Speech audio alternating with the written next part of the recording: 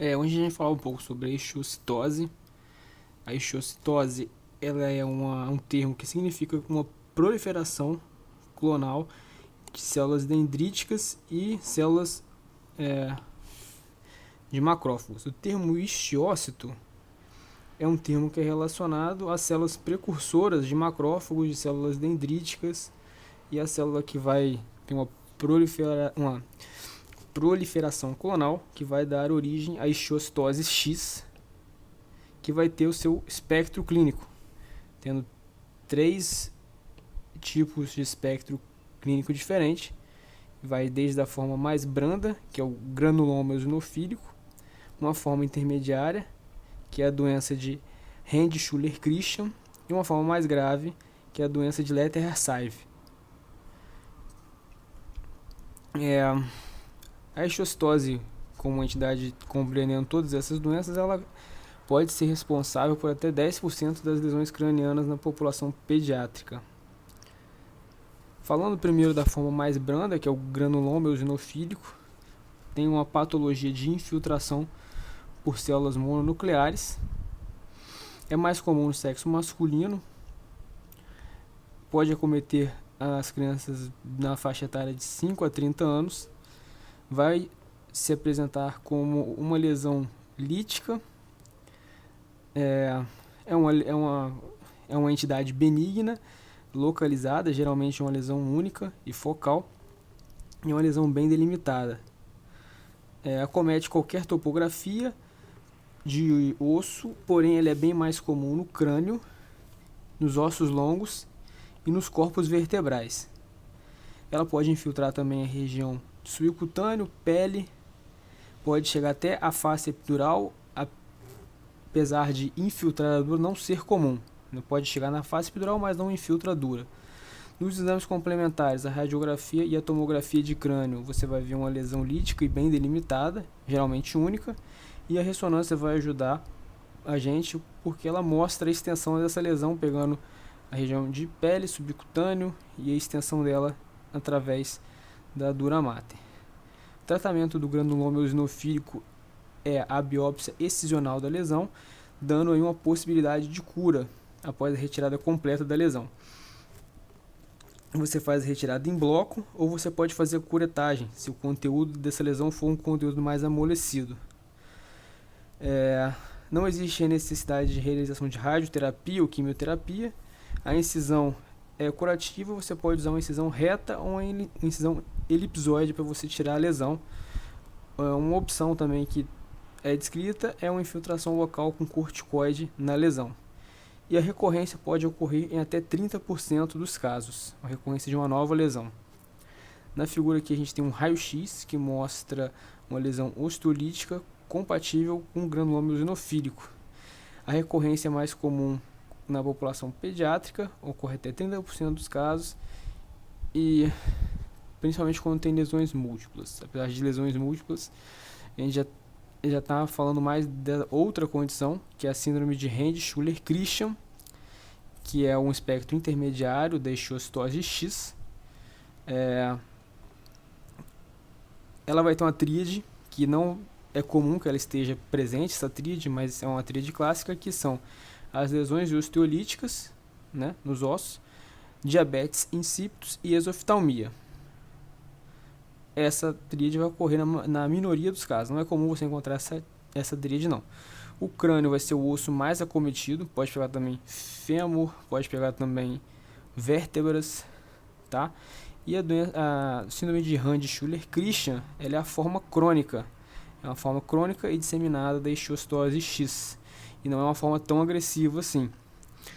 É comum ter o aparecimento também de otite média, por acometimento da mastoide, por infiltração lítica da mastoide, que vai gerar uma otite média crônica. E acomete também outros órgãos, como pulmão, baço, fígado, e com acometimento da medula óssea também, num grau também menos agressivo do que na doença de Letter-Hirseive. Aqui a tomografia de crânio que mostra aqui uma lesão osteolítica na região frontoparietal direita, e aqui no mesmo paciente também um acometimento da parede lateral da órbita esquerda, e das estruturas orbitárias também. Aqui um acometimento também da região occipital. Esse paciente ele vai ter uma remissão dos sintomas em até 70% dos casos, tem óbito em 15 a 30% dos casos, e normalmente esse óbito ocorre na idade adulta após vários episódios de crise e de remissão da doença. E uma diferença histológica na histiocytose X, a histiocytose X ela tem 4 fases histológicas da lesão.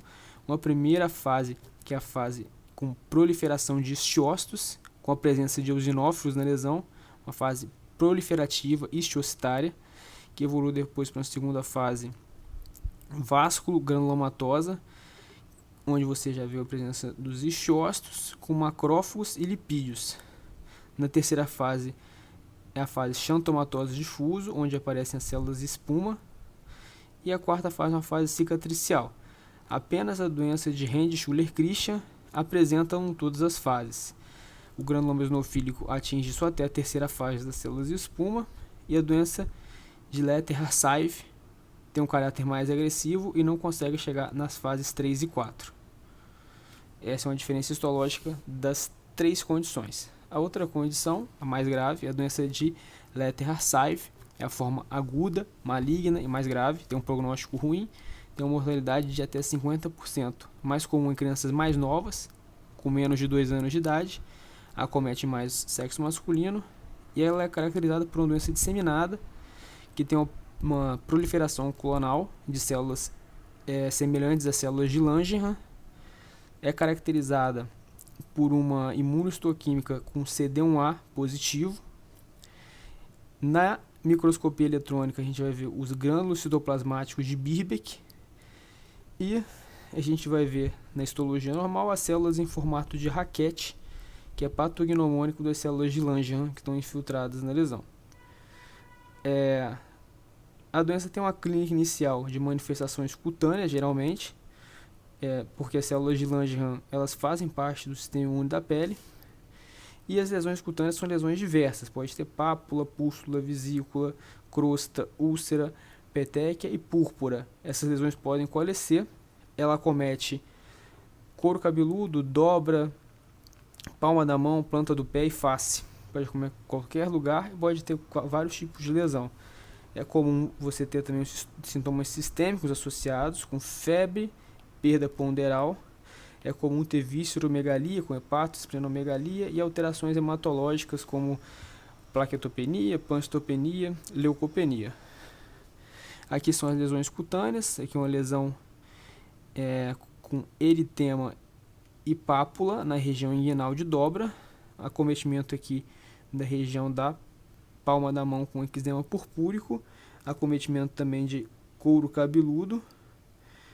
Aqui a imunohistoquímica mostrando aqui a marcação com CD1A, e aqui um corte histológico mostrando um infiltrado na derme papilar de leucócitos. O tratamento da doença de Letter-Harsive tem que ter tratamento com quimioterapia. Geralmente usa-se a vinblastina, pode usar também o etoposídeo, e pode fazer uma corticoterapia sistêmica também para ajudar o controle das lesões. E tem também uma forma familiar, que é a doença de Hashimoto-Pritzker, que é uma retículo histiocitose congênita e autolimitada. Tem um espectro benigno, um espectro benigno da histiocitose de células de Langerhans. E ela é caracterizada pela presença de lesões cutâneas lá no nascimento ou nos primeiros dias de vida, sem ter nenhuma manifestação sistêmica, e que tem uma resolução espontânea. Então o neném que nasce tem lesão de pele, essa lesão se resolve sozinha, não tem manifestação sistêmica, e em alguns casos pode ter uma recaída, e por isso que é importante o acompanhamento dessa criança por um longo período de tempo, para ver se ela pode se tornar a forma mais grave ou não. E quando a gente faz o histopatológico das lesões, a gente vê que ele tem um infiltrado de células de Langerhans e tem um perfil imunohistoquímico com o CD1A positivo, uma imunohistoquímica parecida com a doença de Letter-Harsive. Porém, aqui na figura a gente vê um bebê com acometimento, com várias lesões em face, lesões papulonodulares, eritematosas, crostosas, e que com o tempo ela se resolveu sozinha, melhorando aí as lesões de pele. E é isso.